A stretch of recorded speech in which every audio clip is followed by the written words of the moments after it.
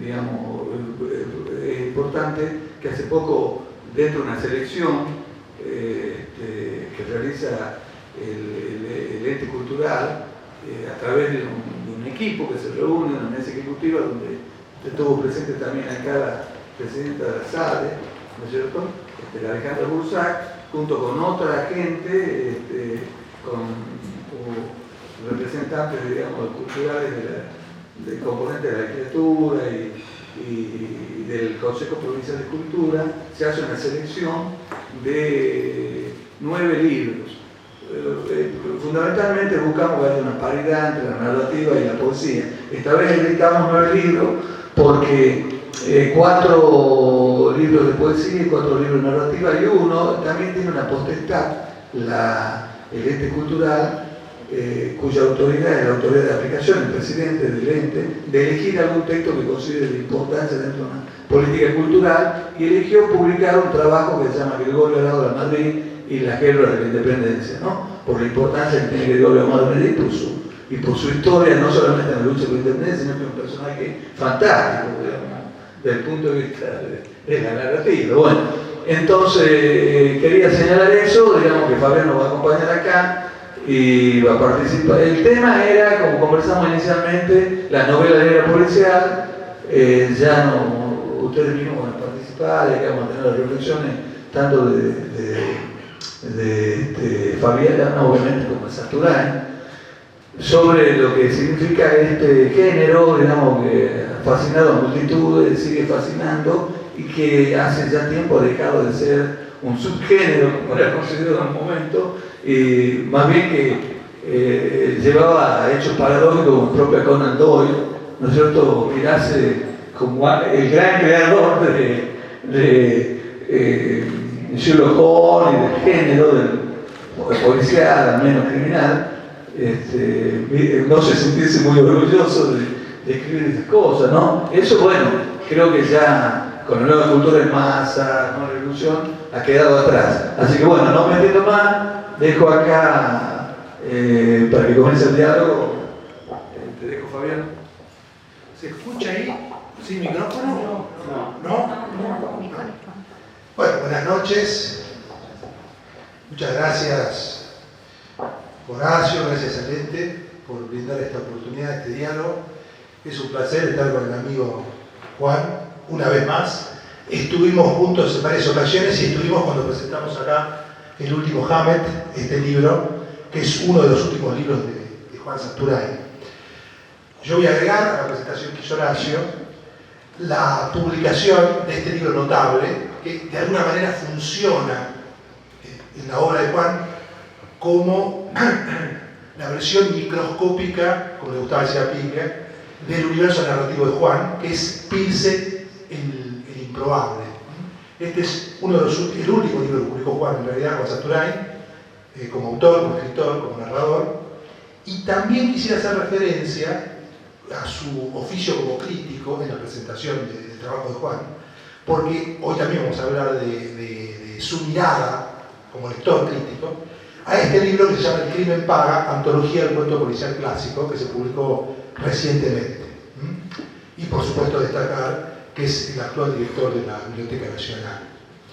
Para empezar el diálogo, Juan, me gustaría leer las primeras palabras de la introducción de esta antología que preparó Juan, ya dije que es reciente publicación, donde Juan dice lo siguiente, al comienzo, insisto, se llama Huellas, esta primera parte del texto de Juan, la introducción de la antología. Dice, como suele suceder en la historia de la literatura y en la historia secas, hace un siglo y medio largo, cierto escritor sombrío y genial, Edgar Allan Poe, inventó algo que, según algunos, ya existía, el relato policial.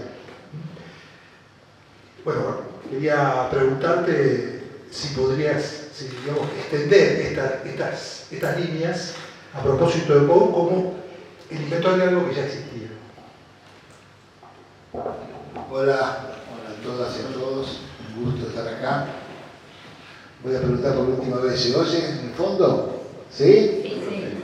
Bueno, muy bien. Bueno, es un gusto estar acá. Un gusto. Siempre la paso bien cuando vengo a Tucumán. Y la última vez estuvimos con Fabián, justamente. No hablando exactamente de esto, o trataremos de hablar de lo mismo, pero teníamos cosas en común. Bueno, el tema hoy es disparos en la biblioteca. Leer y escribir literatura policial en la Argentina. Como todos los temas sirve para hablar de cualquier cosa al final, pero ese es el disparador, perdonando la redundancia. Esa referencia a Poe, que está en el comienzo de esta antología, una antología preciosa que sacó Edasa, muy linda, dedicada a los autores en general, autores sajones, no todos del género, no todos autores necesariamente del género, ¿no? Algunos sí. Es una antología preciosa que sacó Edasa. Bueno, lo que dice la referencia es a un clásico, el hecho de que Edgar Poe escribió el doble asesinato de la Rue Morgue, ¿cierto?, a mediados de la década de 1840. Lo publicó en un diario de las afueras de Nueva York, no sé si en Baltimore, en qué lugar estaba. Publicó un cuento que estaba fundando un género que ya de alguna manera ya existía, que era el relato policial, el relato de una investigación de un crimen. Esa sería la idea. En un artículo de los años 50, publicado por Rodolfo Walsh en la revista Aeroplan, antes que Walsh fuera Walsh, digamos, antes de Operación Masacre, cuando era un escritor y colaborador de diario de su revista, habla de un género literario que tiene más de 2000 años y remonta los orígenes de la narrativa policial a la Biblia, al enigma del crimen de Caín sobre Abel, que bueno, el detective y el responsable sigue siendo Dios en los dos casos, es un problema y el enigma. La remisión a la Biblia y al libro de Daniel como el origen de los primeros relatos policiales, donde el pueblo judío estaba preso en Babilonia o en Caldea, no me acuerdo dónde, y Daniel fue elegido por su pueblo para representarlo ante el emperador.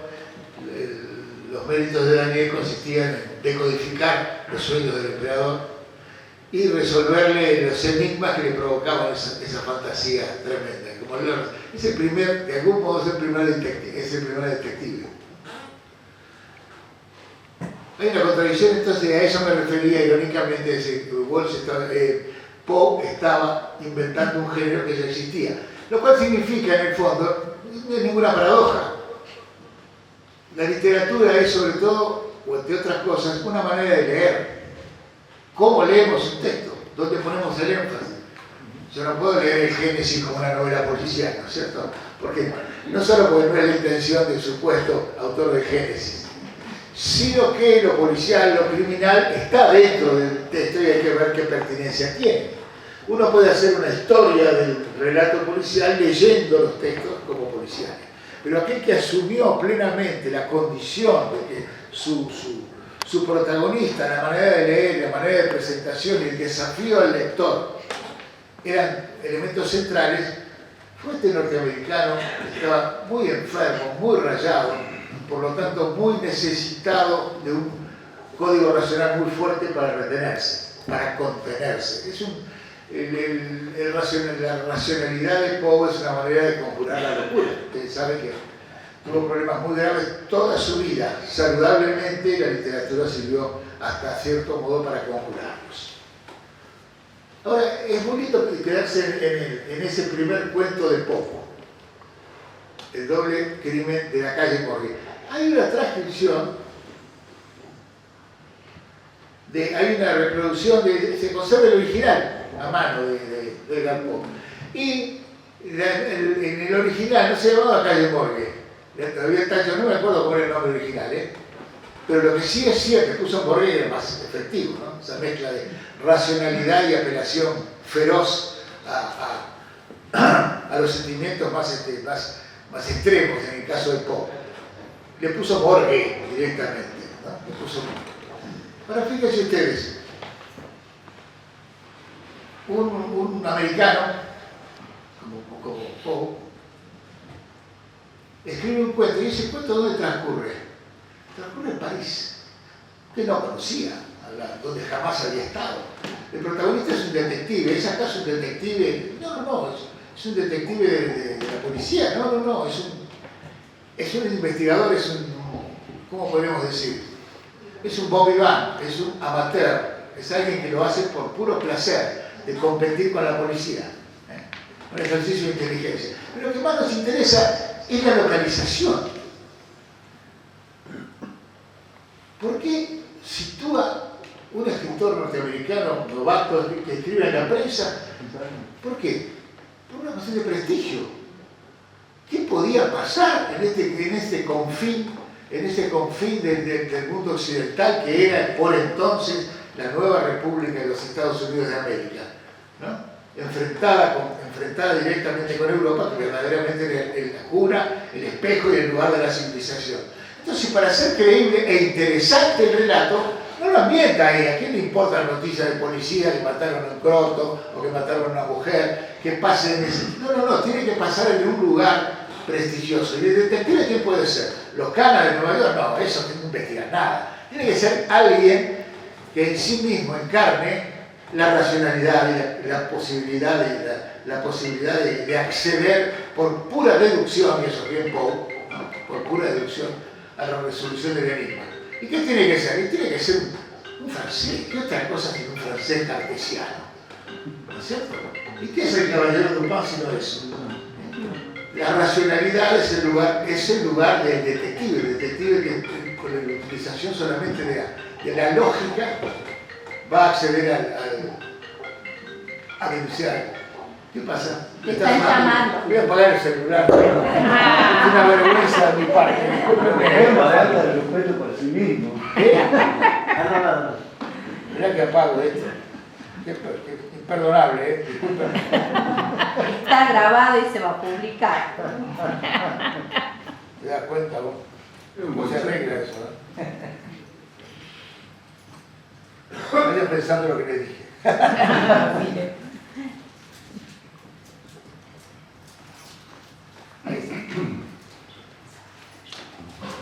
Ido entonces a la pertinencia del lugar, es decir, la construcción de un verosímil. Si lo hubiera ambientado en Nueva York, no hubiera sido verosímil. Ese personaje se supone que no podría existir en Nueva York. Un personaje como el caballero Dupin. Eso de que las cosas suceden en otra parte. Las cosas importantes suceden en ciertos lugares. Shakespeare escribía en el siglo XVII y para buscar sus tramas, más allá de trabajar con los sangrientos reinados de las décadas anteriores en Gran Bretaña, sacaba sus temas de lugares lejanos en los cuales podía, desde la época romana hasta los confines del imperio, donde podía utilizar personajes que fueran tan extraños, tan lejanos a la experiencia inmediata del lector, que crearan la posibilidad de que todo fuera posible, todo pudiera suceder. Piensen en la ciencia ficción, piensen en lo que fue la revolución del Eternauta, por ejemplo. ¿Qué tiene de raro el Eternauta? ¿Qué tiene de raro? ¿Qué tuvo de raro? Yo tenía 12 años cuando lo leí.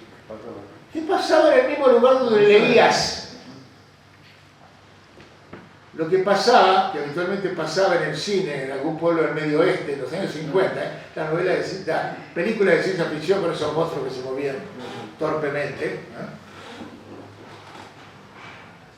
Bueno, entonces, la novedad de Poe es un género, y ese género nace marcado por ciertas reglas que él establece, llevadas al extremo de su excelencia en la carta.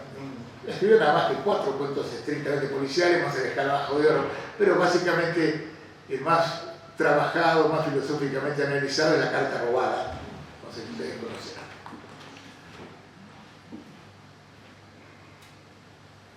Es el primer caso con la literatura norteamericana, Poe, Melville, Walt Whitman, literatura norteamericana del siglo XIX era una nación que tenía menos de 100 años de existencia como tal, en que se revierte la influencia europea y son autores que son leídos en Europa como novedosos. ¿Quién introduce a Poe en Europa? Baudelaire. Baudelaire leyó a Poe y lo tradujo y lo difundió. Es decir, que el género nació en un confín. El género policial, que vamos a aceptar que nació como, nació en un confín de Occidente. Eso no quiere decir que no se pueda leer toda la literatura para atrás y encontrar, hay cuentos de Voltaire que son pura deducción, hay cuentos chinos que son de pura deducción, etcétera, etcétera. Lo curioso es que en el caso de la Argentina, puntual de la Argentina, durante mucho tiempo se habló de que el policial argentino, que merecía ser leído como tal porque tenía suficiente excelencia, empezaba en los años 40, es decir, un siglo después, estamos hablando de 1940, ¿sí? Que coincidía con ciertas publicaciones, por ejemplo, algunos de los textos extraordinarios de Borges de esa época, el Jardín de los Senderos que se bifurcan, por ejemplo, o las parodias de 6 problemas para Don Isidro Parodia, escritos por Bioy y Borges con seudónimo. Y además la aparición de una colección que se llamaba El Séptimo Círculo en el año 1944, en el cual se reivindicaba el policial, se empezaba a publicar sistemáticamente en la editorial MC una colección de policiales. Estamos hablando del comienzo de los años 40. Lo anterior había sido, en general, se suponía, meras especulaciones, meros intentos, pero nada de valor, nada importante. Esto que se afirma en general lo ratifica la primera antología de cuentos policiales que se publicó en la Argentina, que la hizo Rodolfo Walsh, precisamente, el joven Rodolfo Walsh, en el año 52, 53, que se llama 10 cuentos policiales argentinos, editado por la colección Evasión de Hachette, de la editorial Hachette. Porque cada editorial en aquellos años, que son los años de apogeo del policial en la Argentina como fenómeno de lectura, cada editorial grande tenía una colección de policiales. Ya fuera el Séptimo Círculo en MC, Rastros en Acme, Enigma en Hachette, la serie Naranja en Hachette también, Evasión se llamaba, no Enigma. Luego el Club del Misterio, la editorial Fabril. Bueno, Walsh cuando hace esa primera antología de cuentistas argentinos, en la Argentina proliferó primero el cuento policial y luego después la novela. La novela tiene un desarrollo mucho menor. Ustedes saben que el cuento en la Argentina tiene una historia extraordinaria, memorable. Muchos de nuestros mejores y más grandes escritores son cuentistas, básicamente cuentistas. Y es un fenómeno raro, porque en toda la lengua, en España no hay una proliferación de cuentistas como estoy hablando de literatura contemporánea. El cuento, claro, el cuento es un bastión de la producción nacional. Un Cortázar, un Borges se define por los grandes cuentos. Para hablar solamente de uno, podemos mencionar a Walsh, podemos hacer algunos de los más grandes. Entonces, una especie de mirada, primera mirada hacia la literatura policial argentina, que la ubica en los comienzos de los años 40, que coincide con la proliferación de lectura. Una lectura más fina, posterior, ha muestra que hay una continuidad notable y que el origen se repite mucho más atrás. Puntualmente, la primera novela policial escrita en castellano se publicó en la Argentina en la década de 1870. 1870. Se llama La huella del crimen. La publicó con seudónimo, el seudónimo era Raúl Valeix, alguien que se llamaba, mezclando las letras, Luis Varela. Este Luis Varela era un periodista de la época de Sarmiento, amigo de Mansilla, ¿no? Que era hijo de Florencio Varela, el unitario opositor a Juan Manuel de Rosas, asesinado tremendo crimen en Montevideo. Esa novela, La huella del crimen de Raúl Valeix, publicada en la Argentina en 1870 y algo, esa y otra novela que publicó, ¿dónde transcurre? En París. ¿Cómo se llama el detective? L'Archiduc, el archiduque. Ya la segunda, y entonces aparece el cadáver. Y bueno, no va a aparecer acá, no va a aparecer. Aparece en el bosque de Fontainebleau. Quiere decir que, miren ustedes cómo se produce el mismo gesto americano de tendencia en la búsqueda de verosimilitud, de ambientar las cosas en un lugar donde puedan suceder. No va a suceder acá, no va a suceder en los bosques de Palermo. Nuestro amigo Paul Groussac, que tantos recuerdos nos trae cuando estamos acá, ¿cierto? Acabo de ver que hay una edición hermosa de la Fundación Lillo de 3 novelas tucumanas, y ahí está Fruto del Agua, una novela muy de Groussac, que no era un autor de ficción, no era su gran virtud, pero fue un correcto narrador. Una novela bastante flaubertiana, ¿no? Sí. Él sabe, yo no sé. Una novela bastante flaubertiana. Bueno, Groussac es autor de uno de los primeros cuentos clásicos del policial argentino. Se llama El Candado de Oro, lo publicó 2 veces. ¿Y dónde lo publicó? En la revista de la Biblioteca Nacional, que fundó él. ¿Y dónde transcurre el cuento de Groussac? Ese transcurre en Buenos Aires. Ese transcurre en Buenos Aires.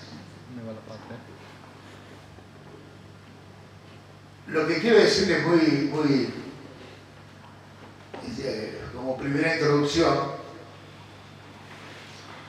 es que la historia del policial en la Argentina es muy larga, muy extensa y con amplias zonas que quedaron bastante oscurecidas. No quiere decir que marginadas, no aparecían en la foto de la cultura, no en la foto de la literatura, en la foto de los estudios. ¿Por qué? Primero porque era una literatura de género. En general los géneros son sospechosos de vulgaridad. ¿Cómo va a ser bueno si escribe policiales? ¿No es cierto? Lo cual es una afirmación que puede tener muchísimos ejemplos. Pero en general, la calidad de un narrador, su condición de escritor, es absolutamente independiente de si escribe género o no escribe. Uno lee escritores, no lee géneros, ¿no? El policial entonces en la Argentina tiene una larguísima historia que empieza con Raúl Valeix. Ustedes me dirán, sí, bueno, también se puede leer El Matadero. Estamos hablando de crimen, estamos hablando de violencia. Sabemos que la literatura argentina nace, la narrativa argentina nace bajo el signo de la violencia, ¿no? Novelas como un cuento memorable como es El Matadero, una novela, hermosa novela polietineja para leer como es Amalia, además de estar atravesadas por la lucha contra Rosa, son novelas en que la violencia política está encarnada en escenas muy explícitas. El Matadero es un caso muy raro porque, como pasa con Juan Filiol, como pasa con la literatura de Juan Filiol, Echeverría escribió un texto pensando, sin pensar en publicarlo, es decir, escribió un texto impublicable, como era la novela de Filiol. Una novela como Caterva o una novela como ¿cómo se llama? Como Coló. Eran socialmente inaceptables, en tanto y en cuanto transgredían las normas de la, comillas, decencia de entonces. Y un cuento como El Matadero era impublicable. Echeverría lo escribe sabiendo que no se va a publicar. Pero eso no solo por el tema del asesinato / violación que cierra el Matadero, sino por el lenguaje. Hay puteadas, se habla de cojones, de cagar. Punto suspensivo le puso Juan María Gutiérrez en la edición, cosa que no sabemos, nunca se vio en el original del Matadero, ¿no? Jamás apareció. Una lástima, sería hermoso, ¿no? Pero bueno, en el caso de Filiol, como en el caso del Matadero, son textos que no fueron publicados ni circularon ni tuvieron influencia a su alrededor en el momento de ser escritos, sino muy en diferido. Entonces su influencia, su pertenencia al campo literario, tiene que ser analizada con mucho cuidado. Un texto literario existe en cuanto es leído. El lector es tan necesario como el autor, no basta con escribir una hermosa novela que quede en un Honka o que se descubra 100 años después. No existe para la literatura hasta que alguien lo la lea. En el caso de los policiales pasó que gran parte de la producción literaria policial que se publicó, sobre todo desde fines del siglo XIX hasta mediados de la década del 30, no apareció en la foto de la cultura, sino empieza a ver qué se publicaba, la lista de los libros, la lista de las novelas. Hay alguna que otra, pero en general no. ¿Por qué? Porque en general se publicaban en las publicaciones periódicas. ¿Salían? ¿Dónde salían? Salían en las revistas, salían incluso en los diarios. Algunas de las novelas que vamos a empezar a publicar ahora en Disparos en la Biblioteca, que es una colección que la Biblioteca Nacional dedica al policial, algunas de las novelas nunca aparecieron en forma de libro, pero tuvieron infinitos lectores. Porque salían, por ejemplo, en el diario Crítica de los años 30, en el diario Noticias Gráficas de entonces. Exactamente. Es decir, esas novelas, por ejemplo, una que se llama El crimen de la noche de bodas, otra que se llama El enigma de la calle Arcos, ambas escritas con seudónimo, fueron popularísimas. Tuvieron intercambio con los lectores de que participaban en el enigma, proponían soluciones, dialogaban con el autor, en el caso de Crítica y en el caso de Noticias Gráficas. Esas novelas nunca fueron registradas como partes del corpus de lo policial. ¿Por qué? Porque no tuvieron el prestigio del libro, cosa que abarca mucho más que la literatura policial. En algún momento, los que pasamos por la facultad en los años 60, la facultad de letras de los años 60, y empezamos a trabajar sobre lo que llamábamos literaturas marginales, nos referíamos a la necesidad de que lo que se estudiase en la universidad tuviera una mirada mucho más amplia que solamente aquello que salía en libros y terminaba en la biblioteca. Que la producción poética, la producción dramática y la producción narrativa era muchísimo más amplia que eso. Que estábamos agarrando un colador pequeño para recoger unas muestras que no eran, además de ser muy buenas muestras, pero no eran representativas de esa totalidad. La mayoría de la producción intelectual y la mayoría de la experiencia de los lectores reales, no parecía registrada. ¿Se entiende a lo que voy? ¿Sí? Bien. Entonces, el policial participó también de ese tipo de operaciones de lectura. No conscientes, naturales, digamos, ¿no? Ahora, para redondear, el policial entonces tiene una historia muy larga, con zonas más o menos oscuras que tratamos de iluminar. No porque lo que descubramos sean grandes novelas o extraordinarias, sino porque son sintomáticas de determinado sentido común de la época. Un diario como Crítica o un diario con Noticias Gráficas eran diarios muy populares, no eran ni La Nación ni la prensa, ¿no? Eran diarios populares que tenían una zona, una manera de contactarse con su público muy diferente. Y ahí se generan muchos fenómenos muy ricos en ese ida y vuelta. Y esos autores que han quedado a veces ocultos detrás del seudónimo que utilizaban, o no, son los autores que vale la pena empezar a mirar para reconstruir todo el mapa de la creatividad. Bueno, eso es un poquito como una idea de hasta dónde llegamos. Después, hay sucesivas lecturas de la literatura policial que subrayan ciertos aspectos de ella. Cuando digo la literatura policial me refiero a la literatura policial en términos universales. Ustedes saben que generalmente se la considera, y con razón, un fenómeno sajón, básicamente sajón. Sobre todo Inglaterra y sobre todo el mundo de la literatura escrita en inglés, es decir, sobre todo el mundo inglés y el mundo norteamericano. Y eso es verdad, es absolutamente verdad y es muy poderosamente cierto. Pero además se establecen en general dos categorías de las que estábamos hablando, que hoy en día están muy cristalizadas ya, que es decir, la novela de enigma y la novela negra, digamos. La novela inglesa, cuyo modelo sería casi llevado a la caricatura por la gran Agatha Christie. Y digo, por otro lado, sería la novela de enigma, la novela que transcurre, que no importa demasiado quién mató a quién y por qué lo mató, sino que haya muchos sospechosos y que al final, señores, fue ella, ¿no? Bueno, vos. Entonces, lo importante no es la causalidad, en última instancia, los motivos últimos por cual se comete el crimen. El crimen lo puede haber cometido cualquiera por cualquier razón. Las razones por las cuales se cometen los crímenes no importan, lo importante es encontrar los indicios. Esa novela que transcurre construida como un mecanismo de relojería, digamos, en que el lector en determinado momento tiene todos los elementos para decir, a ver si la adivina, es un desafío al lector, ¿no? Sí. Y ese es el tipo de esquema de narración policial que tuvo su auge hasta los años 30 aproximadamente. En esa época, obviamente empezamos con ¿quién? Con Sherlock Holmes, ¿sí?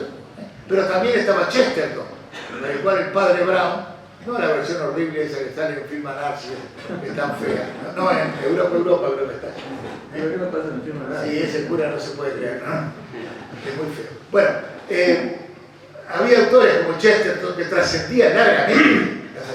Chesterton es un escritor excepcional que cultivaba, entre otras cosas, el género policial. ¿Qué pasó en los años 20? Que una vez más aparecieron los yanquis, como en toda la cultura contemporánea. En general los yanquis inventaron todo en la cultura contemporánea, los franceses los clasificaron. Los reyes te explican a los yanquis qué es lo que hicieron. Pero en la creatividad, en el cine, en la cultura de masas y toda la música, ni hablar, jazz, ni hablar. Proviene todo de esa olla tremenda que es el Imperio Americano, que a nosotros nos toca padecer, pero que han generado en 3 siglos un movimiento de creatividad universal extraordinaria. Bueno, en el seno de las revistas más baratas de kiosco, en el kiosco, nace lo que llamamos la literatura negra. Algunos autores que escribían cuentos policiales por encargo y por unos mangos, en revistas como Black Mask y otras, empiezan a escribir de otra manera distinta de la prosa o de los personajes de la prosa inglesa de entonces. Esos autores, principalmente Dashiell Hammett y algunos otros luego, hasta llegar a Chandler, entre los años 22 al comienzo de los 50, generan un corpus narrativo poderosísimo, que partiendo del cultivo del género, desarrollan un tipo de narrativa que tiene mucho más que ver con el realismo crítico norteamericano, o escritores como Hercule Cowell, o como Faulkner, o como Hemingway, o como Fitzgerald, los grandes narradores modernos de la literatura norteamericana, que son los grandes narradores modernos de la modernidad en general, ¿no?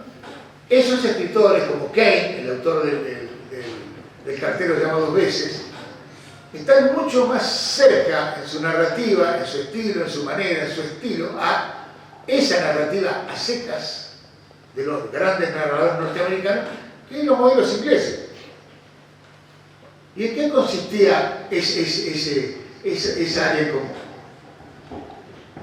En las novelas de Hammett, que eso lo ha escrito muy bien, Ricardo Piglia lo ha escrito muy bien, a partir de otras lecturas francesas, en una novela como Cosecha Roja, por ejemplo, o en El halcón maltés, la famosa, ¿no? O La maldición de los Dane. Lo que importa en última instancia, la tarea del detective, ya sea primero que ya no es un detective amateur, ¿no? Es un detective que labura, es un trabajo, es un laburo, no es un hobby, es un laburo. Y puede laburar por la ley y ser un detective privado que cobra por día tanta guita, o puede laburar en una agencia de investigaciones, tremenda, reducto de fachos, ¿no? Que trabajaban en la Continental. En la Continental. El detective sin nombre de Cosecha Roja, ¿no? Trabaja para el viejo. Es un narrador que es un gordito de 40 años y va a resolver las cosas. Ahora, ¿importa? Lo que importa ahí, lo que está continuamente delante de los ojos, es la relación entre esa violencia que prolifera, los negocios, el dinero y el poder. Todas esas cosas que aparecen rápido y no están explicitadas, no es una novela que baje línea en términos ideológicos. No estamos hablando de realismo socialista ni nada de eso. Pero sí estamos hablando de un realismo crítico muy poderoso. En esas novelas está contada la crisis del capitalismo de los 20, de los 30, de los 40, y su evolución. Esas novelas recibieron distintas lecturas. En la Argentina hay dos momentos de lectura muy interesantes que tienen que ver con nuestra práctica de escritura. Una es, fijémonos, volviendo para atrás, la lectura y el elogio de la literatura policial que hacen Borges y Bioy cuando fundan la colección El Séptimo Círculo que les mencioné, en el año 1944. ¿En qué momento estamos de la narrativa contemporánea? Ya ha pasado toda la modernidad, ya está absolutamente, entre comillas, superada la narrativa realista del siglo XIX, ya pasó Kafka, ya pasó Virginia Woolf, ya pasó Joyce, ya pasó Proust. Ya las novelas no son un espejo de la sociedad, sino son la posibilidad de cualquier tipo de experiencia narrativa. Ya pasó Dos Pasos, ya escribe Fidioy. Me refiero a que la novela ha dejado de sostenerse necesariamente en una trama interesante con personajes para hacer espacio de experimentación sociológica, psicológica, pura experimentación formal y verbal. Es decir, la novela va perdiendo forma, se deforma saludablemente, se deforma. En una novela cabe todo. Cuando Borges justifica por qué hacer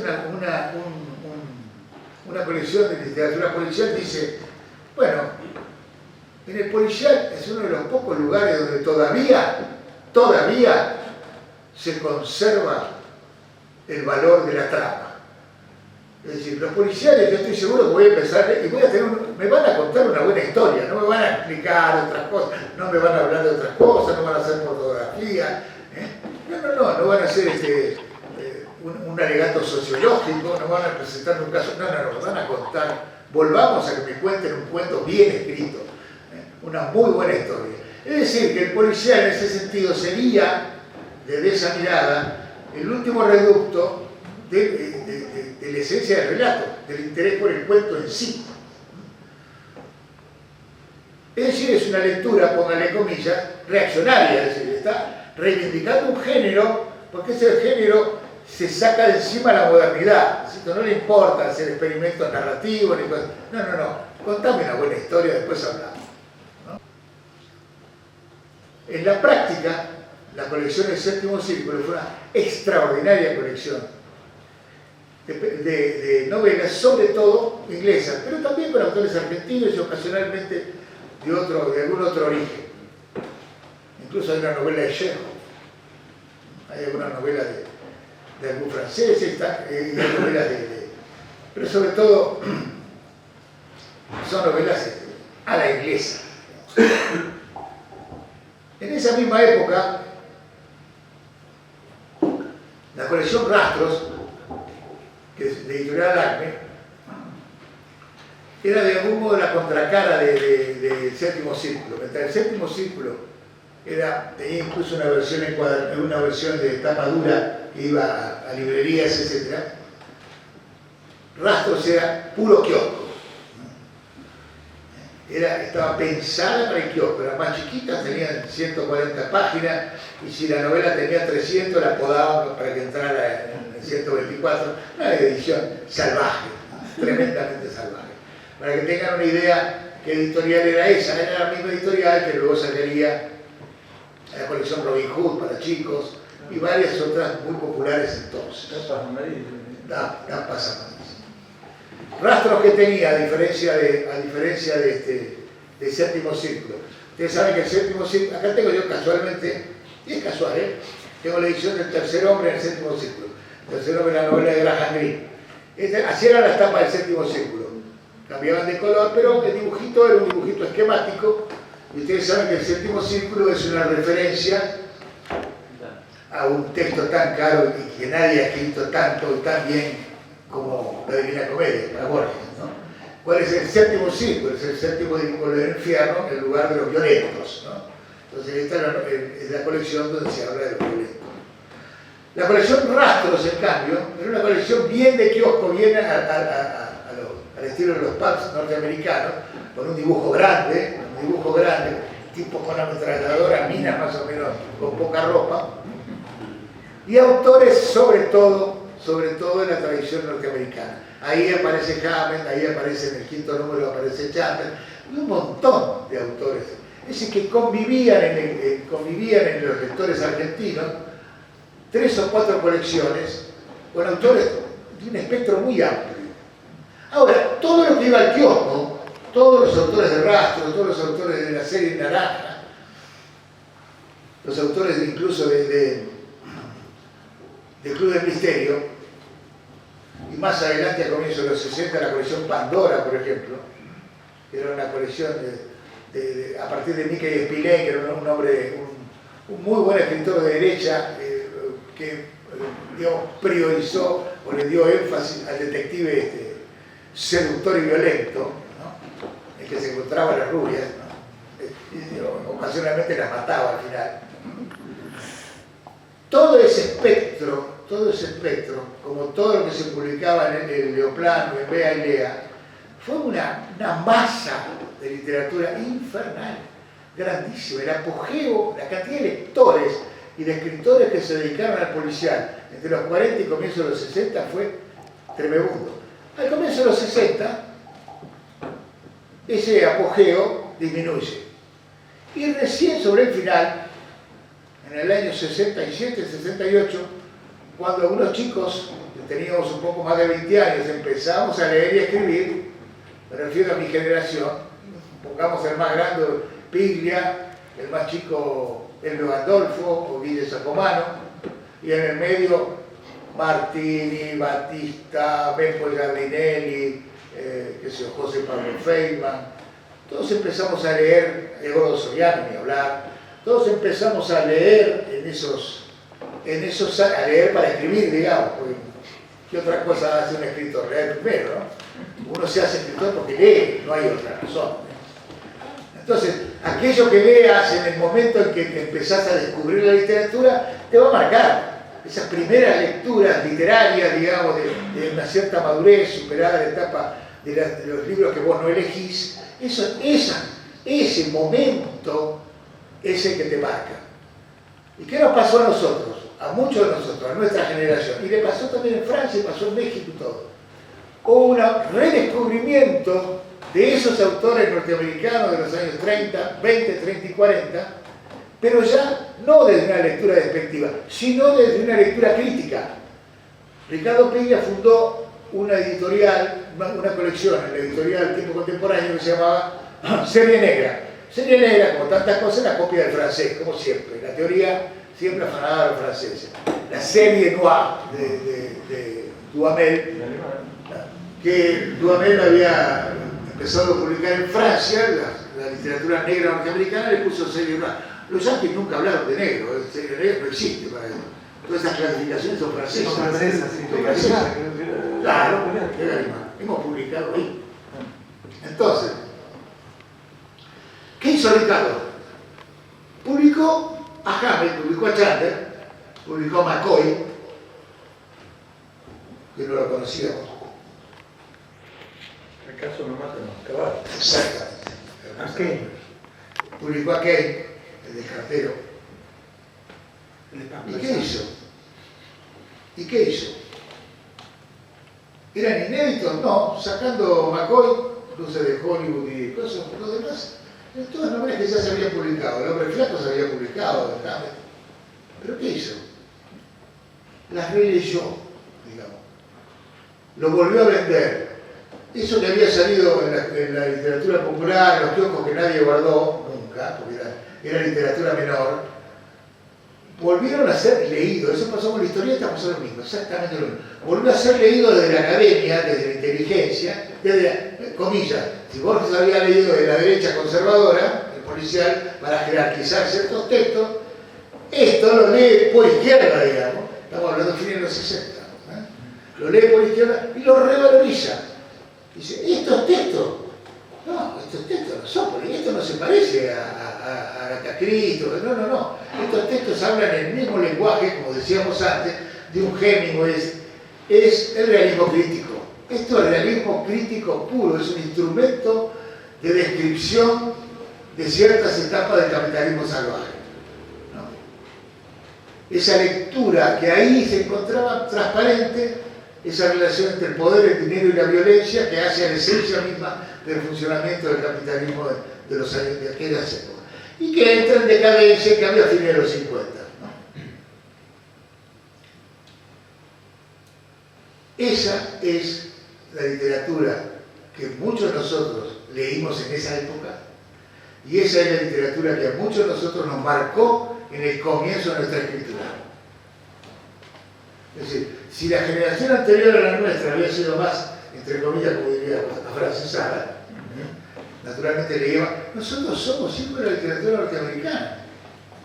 La colección de la editorial Jorge Álvarez nos reveló inmensa cantidad de narradores, porque teníamos mucho más que ver con los yanquis y con los europeos. El western es nuestra gauchesca, es decir, el espacio, la relación con el tiempo, la relación con la cultura, es la misma. Morena lo ha visto muy bien en El pecado original de América, ¿no? Es decir, hay una cultura, una cosa de pionero, de salvajismo, de zona de frontera, ¿no? Continua en la literatura norteamericana que aparece en los espacios americanos, en los espacios sudamericanos. ¿Qué pasó? Que durante mucho tiempo lo característico, lo que se esperaba de la literatura latinoamericana, que era el realismo rural, la novela indigenista, ¿no es cierto? Jorge Casa, Asturias, es decir, en cada lugar sin hablar del realismo mágico de Carpentier, etcétera, etcétera. Lo que se esperaba de esta literatura era pintar lo rural, porque la realidad urbana y la violencia urbana no estaban en lo que sería el mapa o el plano de lo que era Latinoamérica. Pero para fines de los 70 ya había escrito Onetti, ya había escrito Onetti lo mejor. Y Onetti es hijo de Faulkner, pero metido en una literatura urbana uruguaya. En ese lugar, una literatura urbana, de la violencia, en ese lugar es que empezamos a escribir muchos de nosotros. Y muchos de nosotros entonces, en aquel momento, empezamos a escribir novelas de tipo policial. Algunos de los cuentos de Ricardo, de los primeros, la primera novela de Gordo Soriano, que se va a cumplir 50 años ahora, Triste, Solitario y Final, es la novela de un lector. Ustedes saben que Triste, Solitario y Final es la traducción de una de las últimas frases que le dice Marlowe a Terry. En el Largo de Dios. Al final del Largo Dios, ¿no? ¿Y qué es la novela de Soriano? Soriano, es un personaje que se llama Soriano, es una novela de un lector, es una novela de un cultor de la literatura de masa norteamericana. Soriano cruza dos historias, la historia del Gordo y el Flaco, de Stan Laurel, y de Marlowe, y participa como personaje de la investigación que Marlowe realiza de por qué no le dan laburo a Stan Laurel. Y es un viaje al corazón de la cultura de masa norteamericana y de la ideología de entonces. Las primeras novelas de Martini son así también. Una de las primeras novelas de Mempo, que anduvo por acá hace poco, Luna Caliente, es un Kane perfecto, para ambientado acá. Y es un Kane, modelo Kane perfecto, ¿no? Y niños trágicos. La primera novela de José Pablo Feynman, ni el tiro del final, no, la primera, Último Día de la Víctima, novela hermosísima, tiene dos acápites. Uno es de Hammett, que se abrió la puerta y apareció un hombre con una pistola. ¿No? Y el segundo acápite dice, Suárez casi con desdén hizo fuego, ¿no? Es el final del muerto de Borges. Es decir, en la escritura de José Pablo, están claramente esas tradiciones vinculadas con el género, vinculadas. Entonces, las distintas, por eso es interesante el policial, no porque en sí vale, sino que, fíjense, es una manera de leer. El policial es una manera de leer, una manera de escribir y una manera también de analizar la literatura, nuestra literatura. Hoy en día se escriben pocas novelas policiales, pero muchísimas novelas negras. Es decir, que la condición, la existencia del crimen, de la investigación, etc., están insertas en todo tipo de novelas. Le preguntás a Claudia Piñero, ¿vos te escribís novelas policiales? Y dice, no, yo escribo novelas en que hay investigación. ¿Sí? Es decir, pasa igual que con el humor, ¿no? Tanto el humor como el componente violento atraviesan prácticamente toda la literatura que se escribe hoy en día. Es decir, esas formas genéricas contaminan todo. De vez en cuando aparece una novela más estrictamente de género, como alguna de las de Guille Martínez, por ejemplo, ¿no? Que son novelas bien de género, a veces incluso a la inglesa. Crímenes imperceptibles incluso, ¿no? Ambientada en otro lugar. Pero lo policial atraviesa prácticamente todo. Entonces aparecen novelas críticas, novelas de testimonios, las cosas que escribe Rajendorfer. Hay una bolsa inmensa. Los doblados. Claro. Hay una bolsa inmensa de producción literaria en la cual la policial está presente. El caso de Piglia es muy lindo porque Ricardo usó distintos registros. Terminó haciendo la novela, los cuentos del comisario Croce, que son los más clásicos, siguiendo una línea que viene de Walsh, de Pérez Lache, de Peirú, es decir, los comisarios retirados, los casos de comisarios retirados. Comisarios en actividad en general no los usan, ¿no? Se usan los retirados que pueden hablar, los en actividad no aparecen nunca. Y después tenemos casos aislados extraordinarios. Uno de nuestros mejores escritores de género fue el cura Castellani, el cura Leonardo Castellani, un tramontano, un cura nacionalista, notable escritor, gran escritor, autor de Las muertes del padre Metri, una colección de cuentos de los años 40, inspirado directamente en quién, en Chesterton y el padre Brown. Y lo lindo que como los cuentos de Ayala Gauna, transcurren en el interior. En el caso del cura Castellani, que firmaba Jerónimo del Rey, transcurren en el Chaco santafesino, que era donde él era cura. Son muy buenos. Igual que Ayala Gauna, el creador del comisario Don Frutos Gómez, que es un comisario de pueblo correntino. Un comisario correntino de bigotito, como Cantinflas, así. Es decir, el policial atraviesa la literatura argentina y es un lindo lugar para ver un montón de cosas, sobre todo, como les decía, porque hay un inmenso corpus de textos, de relatos y de autores que no aparecen habitualmente en la foto. Cuando aparecen en la foto se recompone todo el sistema, como siempre, ¿no? Si vos utilizás 3 elementos para explicar la realidad, cuando sumás 10 más, la cosa se mueve. Lo que parecía que era oposición no es una oposición, es parte de una cosa. En fin, es un territorio muy rico. En la Biblioteca Nacional estamos ahora comenzando una colección que se llama precisamente Disparos en la Biblioteca. Y vamos a editar algunas de las novelas de los años 30 que no han sido nunca recuperadas en libro. Bueno, esto es la introducción. Al pobre Fabián. Lo dejé dibujado. A partir de ahora, cuando quieran, pregunten.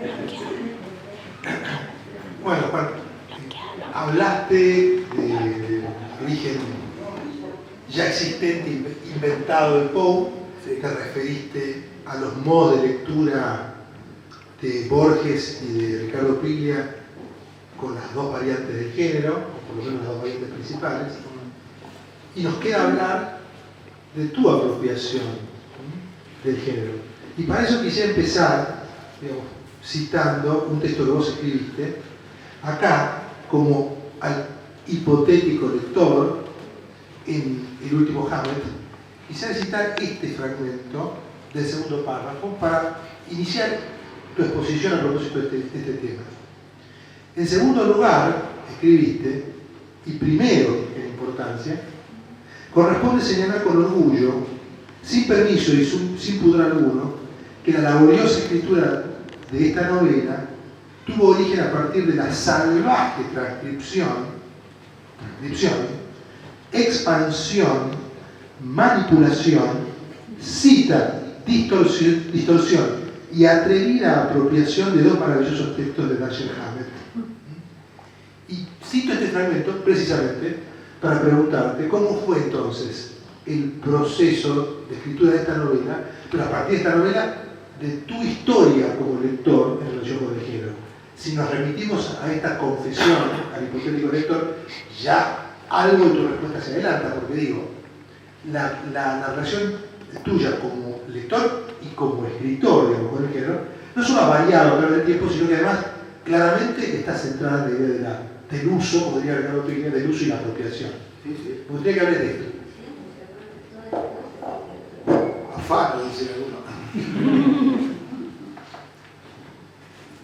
Sí, ya traté de contarles, en medio de la torrencialidad de la exposición, el momento del comienzo de escribir, ¿no? Los que teníamos 20 y pico, estábamos en la facultad, eran las vísperas del regreso de Perón, todo era posible.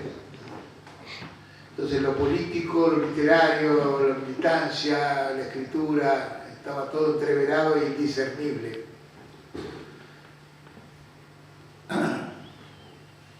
Y una de las consignas que teníamos en aquella época, los que éramos docentes en la facultad, me tocó ser docente en aquellos años de la primavera camporista y un poco antes, que duró, fue muy efímera, como ustedes saben. Con la muerte de Perón en el 74 se acabó prácticamente todo. Bien, me refiero a las cátedras de la posibilidad de trabajar en la universidad. Se acabó. Nunca más volví a la universidad. Bien, en aquel momento,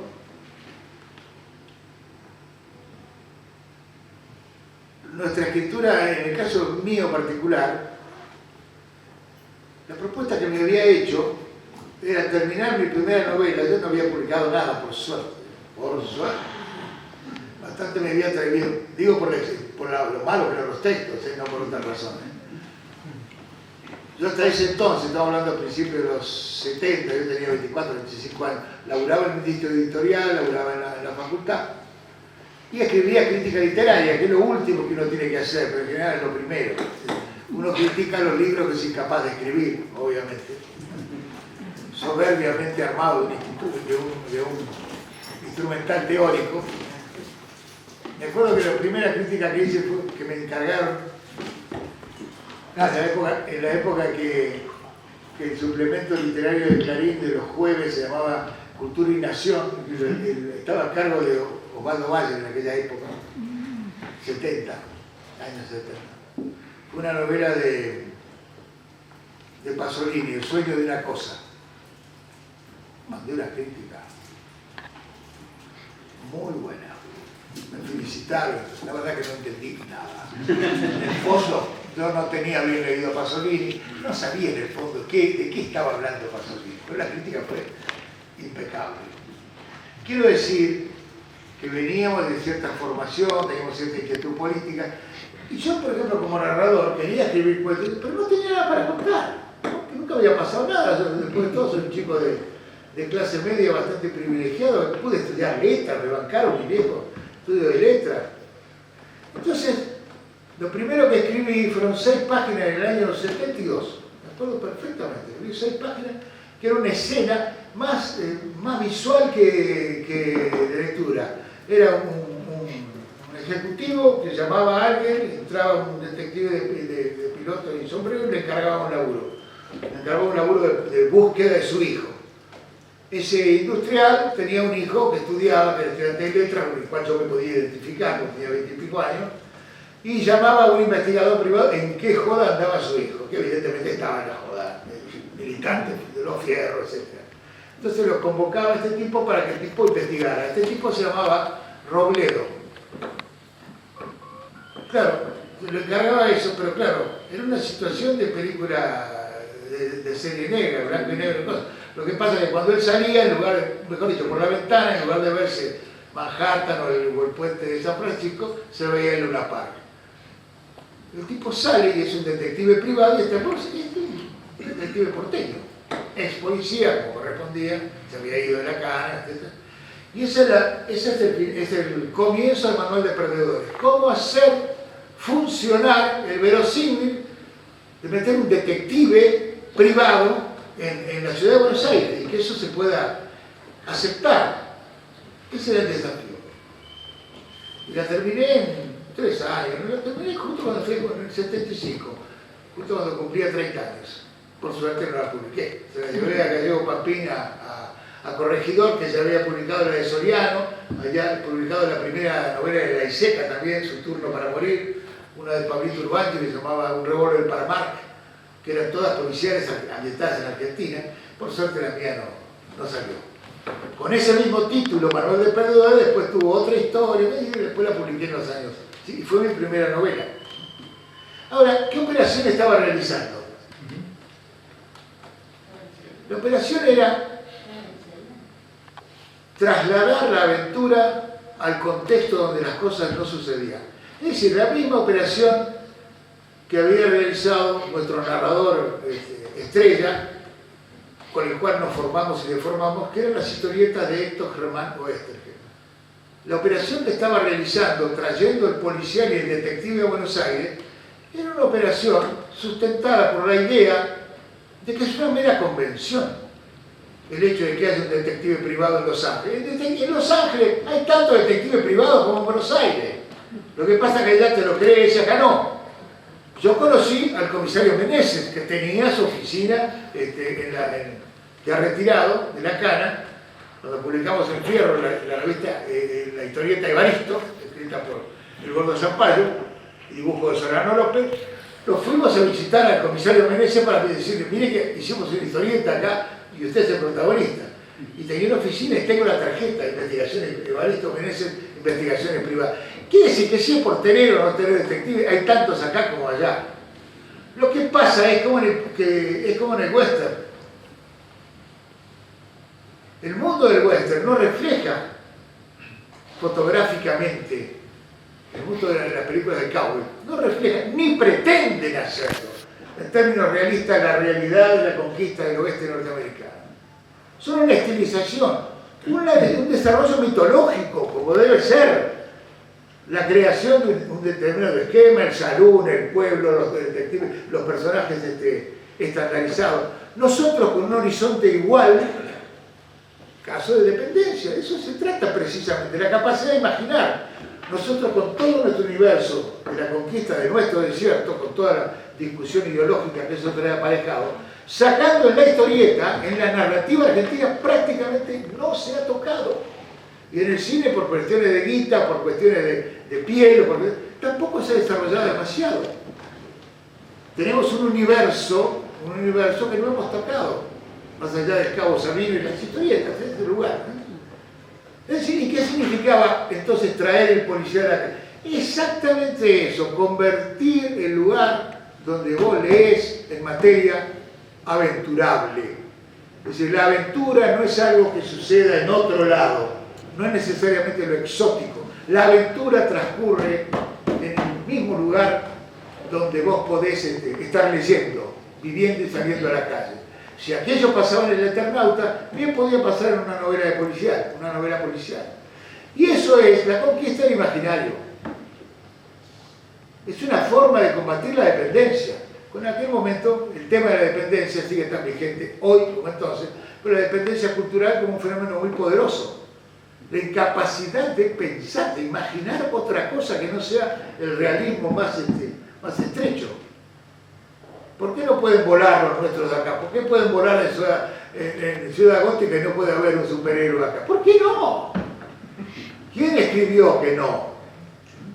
Entonces, esa zona, me doy cuenta que en esa zona, la invención de un detective que se moviera en Buenos Aires, contemporáneo de esos años 70, del comienzo de los 70, tiene que ver con este desafío, exactamente con este desafío.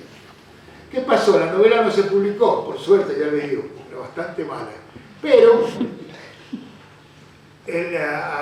cuando vino la dictadura, en época en que yo empecé a trabajar en la corrección de Clarín, en 75, hasta el 79. En esa época seguí escribiendo, empecé a escribir otra historia que se llamaba La balada de Echenique y Tony García. Así se llamaba, La balada de Echenique y Tony García. Esa historia más o menos la avancé un poco, pero no la terminé. En el 82, cuando entro en el diario La Voz, que era un extraño contubernio político, fíjense que son las vísperas de las elecciones, un momento en que ya la dictadura sangrienta en retirada, más o menos en retirada. Entonces, ese diario, el diario La Voz, era una mezcla de transigencia peronista del viejo Sali, el feudalismo peronista saliano, más guita de los montoneros, que eran los que ponían la plata. Yo estaba a cargo de la última página y ahí publiqué, como folletín, esa novela que se llamó Manual de Perdedores. Y ahí reescribí todo lo que tenía de antes. El detective se llamaba Echenique, ¿no? Y tenía un ladero que era un gallego mozo de bar que se llamaba Tony García, y que es el comienzo, es el desarrollo de aquella novela original, empezada 10 años antes, más otra historia que son las dos partes que tienen el manual de Perdedores, 1 y 2, hijos y el cantor. Es decir, por ahí vino mi acercamiento a mi manera de trabajar sobre el género. Mientras tanto, escribía, hacía críticas, hacía cosas. Y entre las cosas que me pareció como un desafío, en cierto momento, fue la lectura, y ahí vamos al último Hammett, la lectura de un libro que reunió algunos de los cuentos selectos de Dashiell Hammett, de que no vamos a hablar ahora, porque si no nos seguiríamos a las 3 de la mañana, que dejó inédito y aún inconcluso. Lo publicó su viuda, Lillian Hellman, que era una notable escritora norteamericana, autora de teatro también. Entre esos textos que dejó Dashiell Hammett, que no había podido escribir nada durante los últimos 20 años de su vida, del 34 que publicó El hombre flaco, hasta que murió en el 61, no publicó una novela más, nunca más. Ese Hammett, perseguido por el macartismo, que fue en Cana, mandado por McCarthy, que sirvió a su patria en las 2 guerras y que terminó viviendo prácticamente en la miseria, mantenido por sin patetismos, pero ese Hammett, que no podía escribir, dejó inconcluso una novela que se llamó Tulip, que era una novela que no se parecía a nada que lo que había escrito anteriormente. Esa novela se publicaron 60 páginas de Tulip. Era una novela en la cual una primera persona, que era Hammett, evidentemente, hablaba de primera, recibía la visita de un compañero militar con el que había estado en las Aleutianas durante el servicio de la Segunda Guerra Mundial. Dialogaban, pensaban de cosas. Cuando yo la leí, estamos hablando del mediados de los 70, yo dije, yo voy a terminar esta novela, voy a hacer un trabajo de apropiación, me voy a meter con este texto que Hammett no terminó de escribir, lo voy a escribir yo. Agarré esa historia empezada y la convertí, esas 60 páginas, en este sopotroco de 700. La novela Tulip, que es autobiográfica, son 60 páginas, transcurre en el año 53. Hammett vive de prestado en la casa de unos amigos en las afueras de Nueva York, acaba de ser interpelado por enésima vez por el Comité de Actividades Antinorteamericanas, se comió 6 meses de cana, además, lo embargaron todo, le sacaron todos los libros de las bibliotecas nacionales por ser antinorteamericano, y no puede escribir, porque no se quiere repetir, porque es un escritor del carajo, alguien que no accedió a ninguno de los tipos de facilidades. Bueno, esa novela yo decidí, bueno, voy a seguir esta historia. Y me inspiré en 2 cosas. Primero, los personajes que estaban allí los desarrollé. Y después, el otro disparador fue un episodio que está en medio de la novela más famosa de Hammett, que es El halcón maltés. Ustedes habrán visto, sobre todo se ve mucho en la película, cada tanto la pasa, ¿no es cierto? En la primera película de John Huston. Y la primera o segunda junto con Casablanca y junto con alguna otra que hicieron el mito, consolidaron el mito de Bogart, ¿cierto? Que le puso la cara al detective Sam Spade.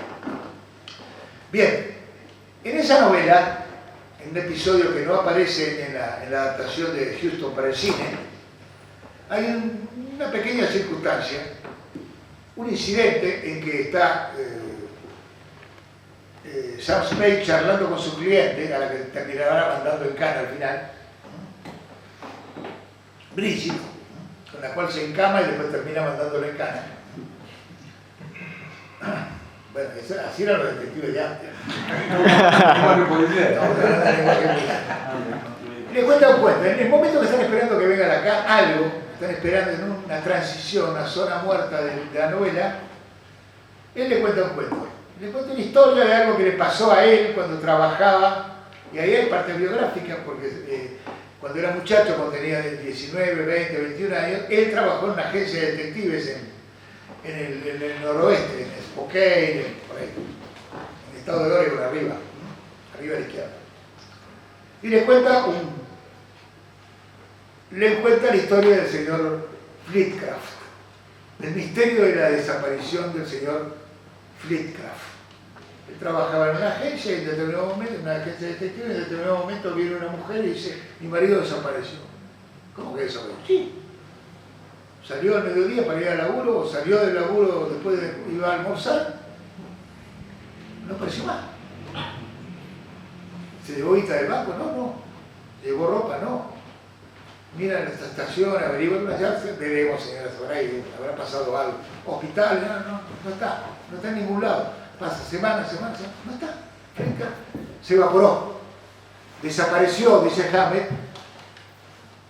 como desaparece el puño cuando se abre la mano. ¿Qué tal? Qué imagen, ¿no? Así desapareció Flitcraft, el señor Flitcraft. ¿Qué le pasó? ¿Tenía problemas? No. ¿De guita no? ¿Estaba enfermo? No. Era un ejecutivo. ¿Tenía una historia? No, tampoco. Pasan los meses, bajan la investigación, se clausura el asunto. 2 años, bueno, él tenía una vida muy satisfactoria, tenía a su mujer, tenía a sus hijas, tenía un buen pasar, era un ejecutivo. ¿No? Pasan los años, hay varias alarmas, llaman, ¿está acá? No, son todas falsas alarmas. Pasan 2 años, 2 años y medio, 3, y en un momento dado llega la noticia, llega un informe a la agencia que dice, apareció Flitcraft. Sí, apareció, sí. Apareció acá nomás, a 200 kilómetros. Pero ya no se llama Flitcraft. Ha cambiado de nombre. Lo van a ver, lo van a buscar. Y es que sí. Entonces lo interpela, lo interpela el investigador. ¿Qué pasó? No, nada, me fui, pero usted es consciente del desastre que provocó. Sí, después de todo no le hice mal a nadie, le dejé todo, lo único que hice es que me fui.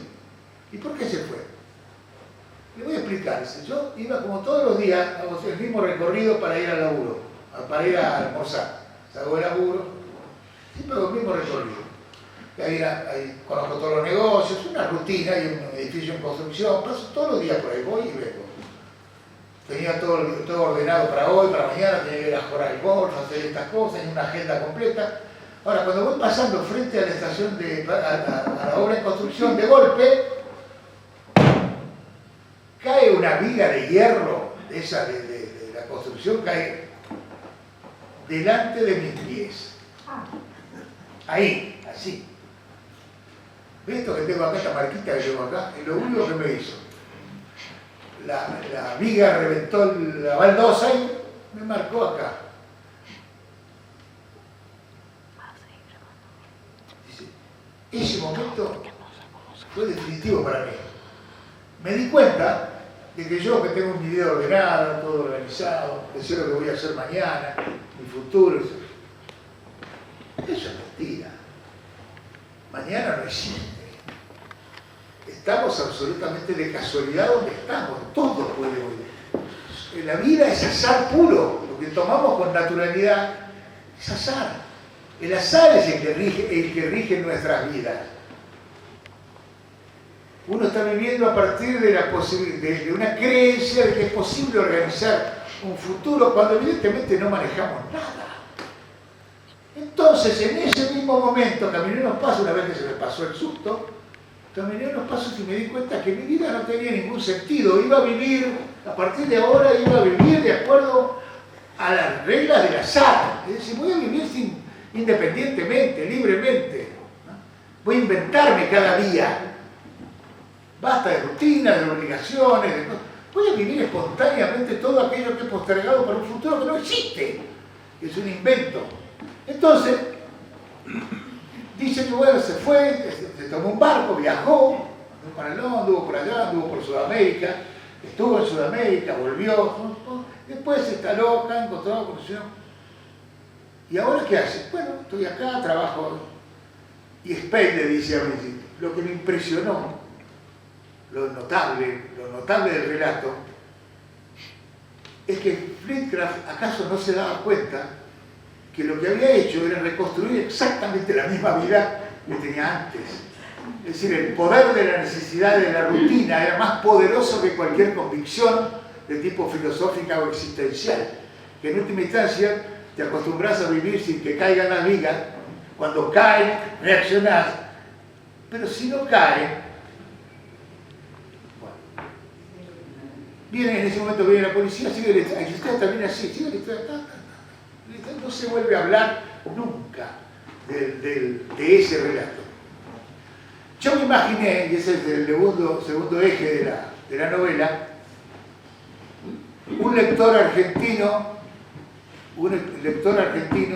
de la Comaltés que lee ese capítulo 9 en Rosario, cuando sale a las primeras traducciones de Lautaro, la primera traducción de la Comaltés, lee la novela, llega a ese episodio, es un muchacho de 20 y pico años, y dice, este tipo es mi viejo. Este Flintcraft es mi viejo. Él es hijo de un norteamericano que pasó por Rosario en los años 20, que vivió, él se casó con su madre, él nació allí, ¿cómo se llama él? Él se llama Pierce. Pierce con S, Pierce. Es la versión fonética de Pierce, el nombre que tiene el personaje de Hamlet. ¿Qué decir? Es él, este muchacho que se llama el Bobo Pierce, así le dicen en Rosario, hijo de una profesora de inglés que se casó con un yanqui que pasó por acá y se fue. El Bobo Pierce sale en busca de su padre. Evidentemente Hamlet contó una experiencia real que le había sucedido en los 20. Este tipo anduvo por allí, anduvo por Sudamérica. Es mi viejo, este tipo es mi viejo. Entonces lo gastan, dice, vas a ser el primer caso de alguien que es hijo de un personaje de novela. No sé, pero no es un personaje de novela, ¿lo cuentan?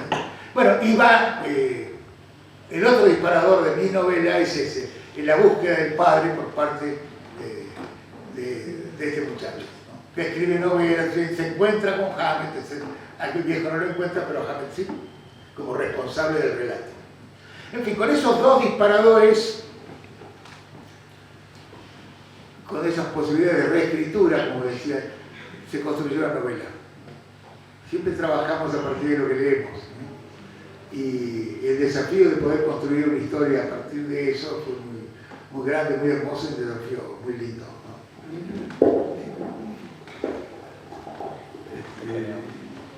Bueno, primero agradecerte, digamos, tu presencia acá. No sé si el público quiere hacerle alguna pregunta y vayamos hablando porque, digamos, claro, tenemos un horario acá de... La famosa pregunta de Balá, ¿cuándo nos vamos? ¿Cuándo nos vamos? ¿No? ¿Alguno puede hacer Es una pregunta.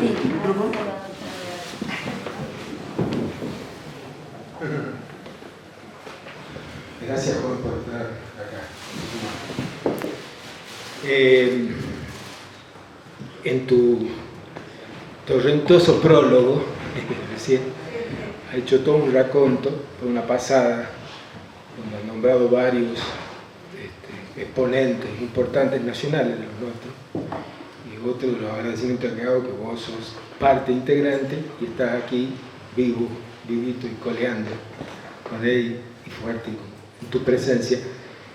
Quería decirte, preguntarte, porque si bien has hecho toda una pasada de las diferentes novelas, tu incursión y tu decisión de presentar tu trabajo apelando a la historieta. O sea, hay mucho trabajo sobre, de tu producción con la historieta y el vínculo establecido con Breccia, si bien existe un libro que habla del viejo y demás. Me gustaría preguntarte dos cosas. El momento que vos decidís participar de la historieta, o sea, presentarla a la historieta ya como un género específicamente para mostrar tus relatos, tus creaciones, y alguna anécdota, que si bien no existe así rescatable, porque está muy bueno cada vez que vos vas relatando todo, o sea, la manera de expresar, de contarnos, alguna anécdota sabrosa, interesante, del proceso creativo, o sea, en esa paridad con Brecht.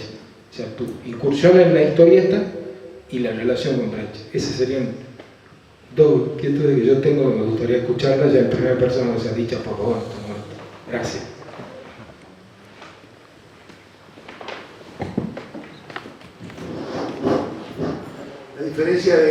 A diferencia del policial, la lectura de las historietas es anterior, tiene que ver con las primeras lecturas infantiles y hasta los 15 años más o menos. Tiene que ver con un momento de la cultura argentina, un momento de la industria cultural argentina que era en los años 50. La proliferación de la prensa gráfica, de la radio y del cine. Es decir, era el apogeo de los medios de masas y una industria cultural de masas muy poderosa.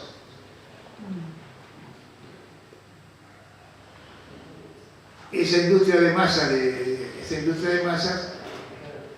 no era, digamos, naturalmente aceptada dentro de las categorías de lo que era la cultura de entonces. Hay que pensar que, por ejemplo, el cine tardó mucho tiempo en ser reconocido como una forma de arte. Me pareció, hoy en día sí, podemos hablar de Griffith, podemos hablar de Chaplin, de Bourneau, podemos hablar de todos aquellos, pero en determinados momentos, sobre todo después del sonoro, con la vulgarización vulgarización hollywoodense, etcétera, etcétera, había mucho reparo respecto de si eso era realmente una creación artística. Las artes estaban muy marcadas por la narrativa, la novela, el cuento, la poesía, de distintas formas, y las formas dramáticas. Ni hablemos de la televisión, ¿no es cierto? Que no se consideraba que pudiera ser alguna vez portadora de algo artísticamente valorable. Es decir, había mucho prejuicio justificado, absolutamente, como siempre, el prejuicio tiene una base de justificación. Después se ve, cuando se cristaliza, que se convierte en prejuicio. Pero porque la utilización de esos soportes era una utilización inicial bastante bastarda. Piensen ustedes, cuando se descubre el cine, lo primero que firman los primeros, Lumière o Méliès, Méliès ya es un gran creador, pero Lumière firma la salida de una fábrica, está firmando, tiene un instrumento que todavía no le encontró la utilización. La tele también tuvo eso hasta que encontró una manera de narrar. Cuando empezó, la televisión empezó a contar episodios narrativos de 20 minutos para darle espacio, 24 minutos para darle espacio a los avisos, ¿no? Con 3 cortes y con 2 cortes para que fueran 8 más 8 más 8. Naturalmente, porque había que escribir para ese, es como escribir un soneto. Era de hierro eso. Entonces cambió la sintaxis y eso influyó después en el cine. Es decir, esa manera de contar de la televisión influyó después en el cine. Y hoy en día ni hablemos como vemos eso, ¿no es cierto? La pantallita, los modos de la pantalla, el narrativo de las pequeñas pantallas particulares, los modos de expresión, contaminan luego, saludablemente o no saludablemente, contaminan todas las otras formas. Bueno, las historietas en aquellos años eran muy importantes en términos cuantitativos. Es decir, en los kioscos había 20 revistas de historietas argentinas distintas todas las semanas. Eso era una industria, había editoriales que vivían de eso. muchos dibujantes que vivían de eso, ¿Cuántas de esas cosas que se leían eran buenas? Como siempre, pocas. La mayoría era sin demasiada excelencia. Pero también pasa en el cine, también pasa en la novela. Pero las historietas fueron muy fuertes para nosotros como chicos en aquellos años. Porque, sí, una casualidad que coincidió la segunda mitad, después de la caída de Perón, a partir del 56 hasta el 63, 64, hubo un momento de apogeo creativo en que se juntaron, como suele pasar con un equipo de fútbol, como suele pasar para el cine, como suele pasar. Hubo coincidencia, se juntaron 4 o 5 cabezas de distintos orígenes para generar algo nuevo y poderoso. Que fueron las historietas que tuvimos la suerte de leer en aquel momento cuando teníamos 12, 13 años. Porque esos éramos los receptores. No había, nadie leía ni cómics ni menos novela gráfica, invento comercial para vender historietas, ¿no? Nadie vende historietas, vende novela gráfica. ¿No es cierto? No? Sí. Perfecto, está muy bien, claro. Una novela gráfica se puede poner en la biblioteca y no desentona, ¿eh? Entonces, tuvimos la suerte de tener historias y todo que hacían una diferencia muy grande. En general, sobre todo en el campo del humor, por un lado, que es otra cosa de lo que no hemos hablado, no vamos a hablar, pero en el campo de la aventura, sí. La aventura contada por Western, que usó todos los géneros, excepto el policial, usó todos los géneros habituales, del cine también, la de cowboy, pues nadie decía western, decimos de convoy, la de guerra, no bélica, la de guerra, y la ciencia ficción, que esa es la gran novedad. La novedad de la ciencia ficción. Y él tomó esos géneros, los trasladó al contexto nacional y bueno, y los convirtió en verdaderos relatos con validez literaria. Con unos dibujantes, ahí está la otra. La otra pata es una pata formidable. El Tano Hugo Pratt, el uruguayo Alberto Brecha, el chileno Arturo del Castillo y el medio paraguas Solano López. Los grandes dibujantes de esas casi todos son de afuera. ¿Qué pasaba en la Argentina? La Argentina recibía artistas, porque acá había laburo. En la posguerra, en el año 48, 49, vinieron César Echivita, el director de Editorial Abril, importó los dibujantes para que vinieran a laburar acá. En Italia de posguerra, el laburo estaba acá, allá, ¿no? Otra Argentina. Bueno, nos tocó leer esas historias, esas más toda la Disney, porque en la Argentina Editorial Abril hizo la guita, que luego sería Panorama, 7 días, todas las revistas. La guita original la hizo con la patente Disney. Consiguió Disney para Latinoamérica, lo cual fue la revista El Pato Donald, Mickey, etc. Leímos muchísimo de eso también. Y en las historias de Disney, sobre todo las de Donald, había 3 o 4 narradores excepcionales, no argentinos, ese es el caso yankee, ¿no? Hay un narrador que se llama, un argumentista, que se llama Karl Barks, que escribió las mejores historias del Pato Donald que puede haber en su historia. Historias del tío Patilludo, sobre todo, y los sobrinos, que son absolutamente memorables. Entonces, todas estas historietas nos taladraron la cabeza. Cuando después pasamos yo regalé todas mis revistas, me fui a estudiar letras a Buenos Aires, me convertí en un joven estudiante de letras de entonces, empecé a escribir mis cosas, descubrí a Hellman, descubrí a Vallejo, descubrí a Cortázar, me regalaron Rayuela cuando cumplí 20, etcétera, etcétera. Eso quedó en un costado. Pero cuando tuvimos la posibilidad de acceder ya recibidos como docentes en la facultad, lo primero que planteamos fue ampliar lo que ya dijimos, ampliamos el objeto de estudio de la facultad. Estudiemos estas cosas que nadie estudia y que son tan poderosas. Y ahí viene entonces mi cercanía con las historietas. Primero como lector de pibe, luego como docente. Posteriormente como responsable de alguna editorial, de alguna revista donde publicar. Y terminé escribiendo historietas, fue lo último que hice. Porque el viejo Brecha necesitaba una historieta de aventuras del año 82. él hacía historietas, él lo he contado muchas veces esto. Breccia ya a esa altura era un creador fuera de serie, absolutamente, imagínense, como un David Lynch para el cine, es decir, un creador sin abuela y con un mundo personal muy poderoso, que hacía extraordinarias cosas muy novedosas que nadie compraba, como suele pasar. Usted, maestro, es extraordinario, pero esto no lo podemos publicar. No tiene algo más, algo que se pueda... Y entonces tenía una segunda mano de producción, digamos, de historietas más de aventuras, al estilo Vito Nervio, con un dibujo más simple, que lo hacía a veces con Geno Díaz, a veces con Carlitos Trillo, que hizo varias. Éramos todos muchachos, el viejo nos llevaba 30 años, ¿no? Con Guille Sacomano incluso hizo algunas de aventuras de ese tipo, y como me tenía cerca a mí en esa época, el 81-82, porque yo andaba con una de sus hijas, me dijo: Juan, ¿por qué no me escribís un argumento? Yo nunca había escrito un argumento. Yo era responsable de la revista Superhumor, que era de historieta. Escribía sobre historieta, pero nunca había escrito yo.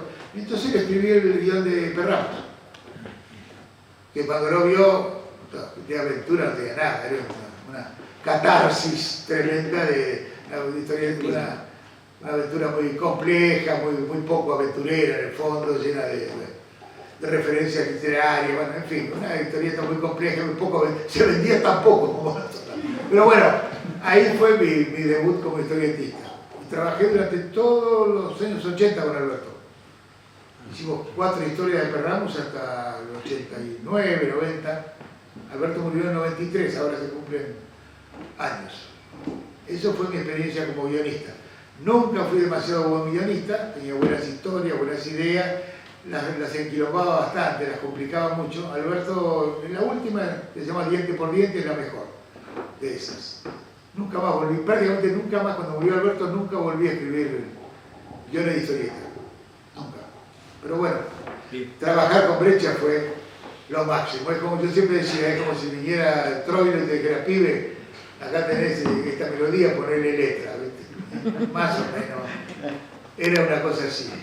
Y ahora hemos tenido mucha suerte en los últimos años y Perramos ha circulado, porque había una edición gorda así, de 400 páginas, está por todos lados. Ah, mirá, ahí tienen un ladrillo. ¿Qué edición es esa? Bien, hermano. La de 001 edición. ¿La española? No, ¿O la italiana? creo que sí la española. Bueno, desde que se empezó a publicar en un solo tomo, en un choclo así, ha funcionado muy bien. Se publicó Fantagraphica en Estados Unidos, la publicó Futurópolis en Francia, hay una edición polaca, otra edición árabe va a salir ahora, así que uno nunca sabe. Un aplauso para...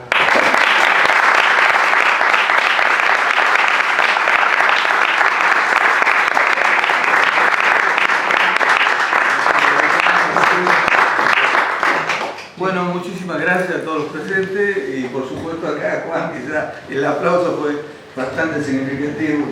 Lo importante, digamos, Antes de que vayamos a comer una foto.